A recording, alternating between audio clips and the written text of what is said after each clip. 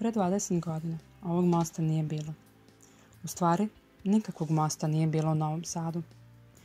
1999. godine Srbija je bila žrtva NATO agresije. Kao i mnogo šta te godine, svi mostovi Novog Sada su uništeni. To nas je možda i najviše pogodilo. Rastavljeni smo od naše porodice i prijatelja koji su ostali sa one strane Dunava. Da bismo se sreli, morali smo da koristimo čamce.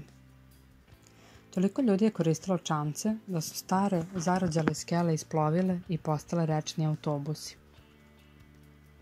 Prve zime posle rata išli smo kod kuma na slavu. Moji roditelji rešili su da se prevezu starom skelom na drugu stranu sa 3 male dece. Mnogo ljudi toga dana bilo je u tamnoj odeći. Činilo mi se da smo na sahrani, da je sve oko nas pripremljeno za sahranu. Srbe znaju kao glasan i radostan narod. Atmosfera na skeli je pak bila ozbiljna, tiha, morbidno tiha. Kada je zarađala skela nevoljno zaškripala praveći linije po reci, naši roditelji su nas držali još bliže sebi.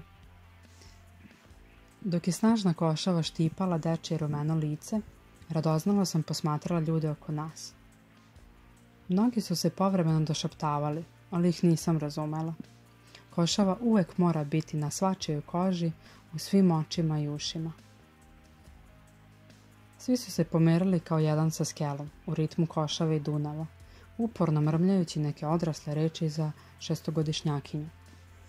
Blizu nas stajala su 2 visoka muškarca u crnom. Jedan se žalio na leden vetar i na strašne okolnosti, na to da je svaki dan rizikao život da dođe na posao. A drugi, on je gledao nekud gore. Rekao je, uzeli su mnogo šta, zar ne?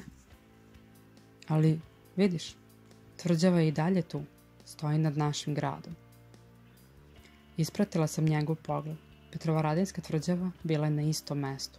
Na njoj nije bilo tragova prethodne godine. Tako smo znali, sve to će proći. I jeste.